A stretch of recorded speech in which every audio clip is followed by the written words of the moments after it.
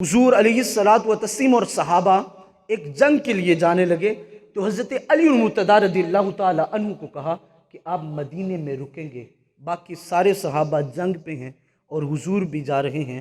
تو حضرت علی المرتضیٰ رضی اللہ تعالی عنہ کی آنکھوں سے آنسو بہنے لگے۔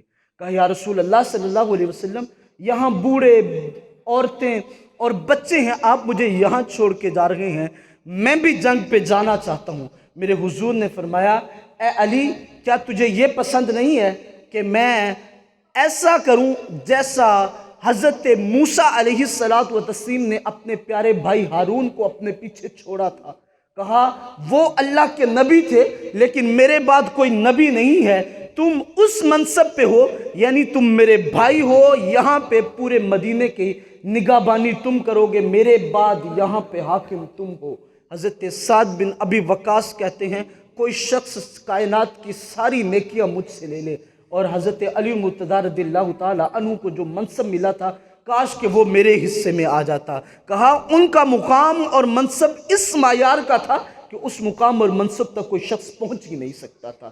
یعنی اللہ رب العزت نے اور حضرت محمد مصطفیٰ صلی اللہ علیہ وسلم نے حضرت علی المرتضیٰ رضی اللہ تعالی عنہ کو وہ عزت، وہ توقیر، وہ مقام عطا فرمایا۔ لیکن اتنے مقام ملنے کے بعد بھی قربان جاؤں علی المرتضیٰ رضی اللہ تعالی عنہ کی ذات اقدس پہ، انہوں نے پھر بھی کبھی تکبرانہ کیفیت نہیں اختیار کی۔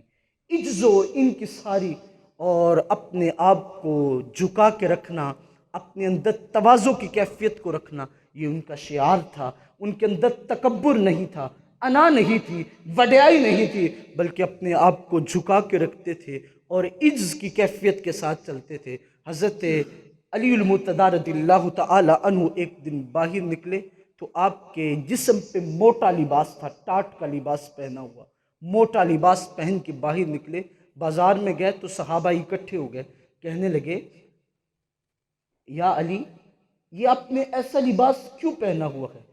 کوئی اور اچھا سا لباس خریدے، اچھا لباس پہن لے۔ حضرت علی المرتضیٰ رضی اللہ تعالی عنہ نے جب یہ بات سنی تو آپ کی آنکھوں سے آنسو بہنے لگے۔ کہا تم مجھے لباس کا تو کہتے ہو کہ اچھا پہن لو، مجھے تو اس بات کا ڈر ہے کل کو رب کے حضور جا کے میں نے جواب کیا دینا ہے، میں نے اللہ کے حضور پیش ہونا ہے، وہاں یہ لباس تو نہیں دیکھے جانے، وہاں تو میرے رب نے یہ پوچھنا ہے علی تجھے زندگی دی تھی، دیکھ کیسے گزار کے آیا۔